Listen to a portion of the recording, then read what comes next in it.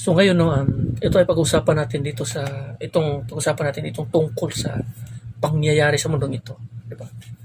Tignan mo kung ano ang nangyayari sa mundong ito. Magulo. Nation against nation, kingdom against kingdom.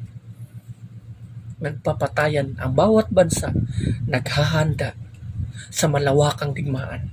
Nag-create ng mass destruction weapon, nuclear, missile, or ano pa man na ginagamit na pangpatay sa kanilang kaaway.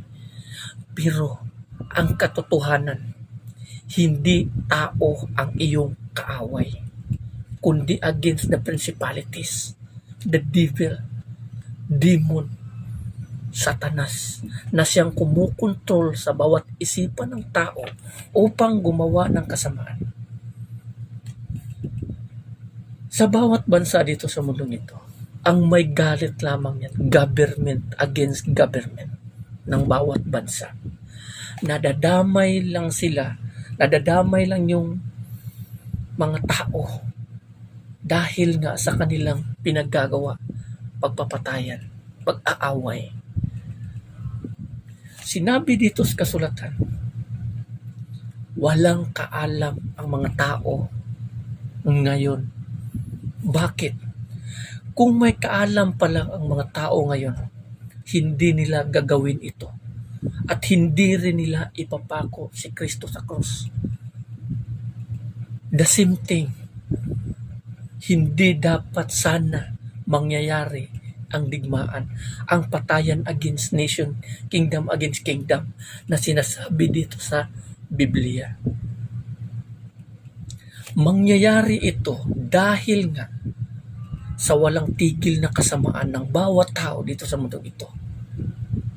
Pinahintulutan na lang ng Diyos na mangyayari ito dahil sa kasamaan na walang tigil. Ayon nga doon sa sinabi ni Apostol Pablo sa Roma. Sabi niya, dahil sa kasamaan ng bawat tao at walang tigil na kasamaan. Marumi ang iniisip, marumi ang ginagawa. Dahil dito, hinahayaan na lamang sila ng Diyos. Dahil alam ng Diyos na lahat tayo dito sa mundong ito mamamatay at haharap sa Kanya for judgment.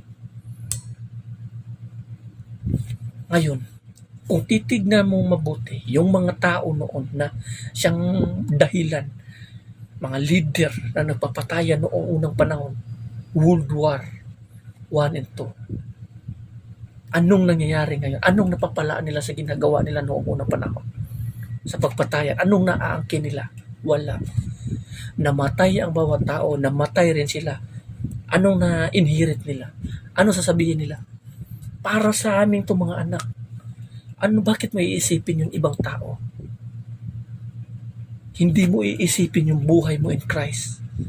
Na pagdating ng araw, pagdating sa dulo, judgment ang haharap sa iyo. Paano kung hahatulan ka ng kamatayan? Itatapon ka ng Panginoon sa kamatayan, sa kalaglagan, sa kaparusahan. Dahil nga, ikaw ang siyang pasimuno ng gira. May napala ba sila ngayon? Noon, napala ba sila? Wala. Wala silang napala. Kaya yung mga create na may yung mga tao ngayon, no? Yung mga government, wala talagang kaalam.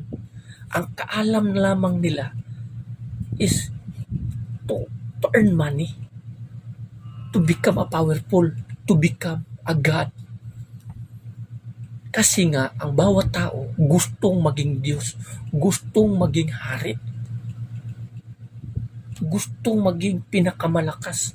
Pagdating sa dulo, ending kamatayan. Kasi tao ka pa rin.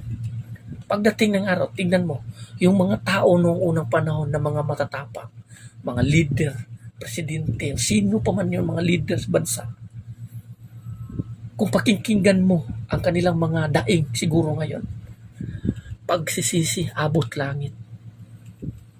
Kung bakit nila ginawa yun. Kasi paparusahan ka talaga ng Panginoon. Ito ba ang gusto ng Diyos sa atin? na magpapatayan tayo. Hindi. Kasi nga, ang utos ng ating Panginoon sa atin, magmahalan kayo. Ibigin nyo ang iyong kapwa, gaya ng iyong sarili. Magmahalan kayo gaya ng pagmamahal ko sa inyo. Yan ang gusto ng Diyos sa atin. Kasi ang tao, ginawa niya gaya ng kanyang imahe.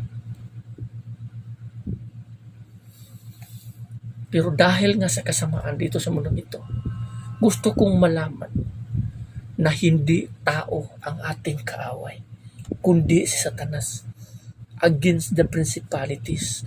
Ayon mismo sa nakasulat sa Biblia, sa sulat ni Apostol Pablo dito, sa sulat ni Timoteo. Kaya kahangalan ang ginagawa ng bawat tao. Kung ikaw, isang tao, na nagtatanim ka ng galit sa iyong kapwa, wala kang pagkakaiba sa kanila. Kasi nga, nagtanim ka ng galit sa iyong kapwa, kasi nga, ginawan ka niya ng kasamaan, masama, hindi mo natanggap. Ikaw at siya, pareho kayo, parang mga manok na pinagpasabong ni Satanas. Ang ending niyan, magiging hawak kayo niyan pagdating ng araw, doon sa kaparusahan. Sa kasulatan, sinabi ng ating Panginoon patungkol sa mga taong matatapang o mga taong matapang, warning ng Diyos. Sabi niya, ang mga taong matapang ay tulad ng isang bulok na kahoy na madali lamang lamunin ng apoy. Hindi ito apoy na magpapainit sa kanilang katawan. Apoy ito na siyang tutupok sa kanila. Yan ang kaparusahan sa impyerno. Kaya gusto kong malaman nyo at bigyan nyo ng halaga na dito sa mundong ito, kahit gaano kasama ang isang tao, forgive. Kasi hindi yan ang iyong kaaway, kundi ang demonyo sa likod ng tao na yan na kumukontrol sa kanya. Kaya nga sinabi dito sa kasulatan, kung may isang tao na nakagawa sa iyo ng kasamaan, ipagdasal mo. Huwag mong batuhin ng bato pag ikaw ay binato ng bato. Batuhin mo rin ng tinapay, ika nga, sabi nila.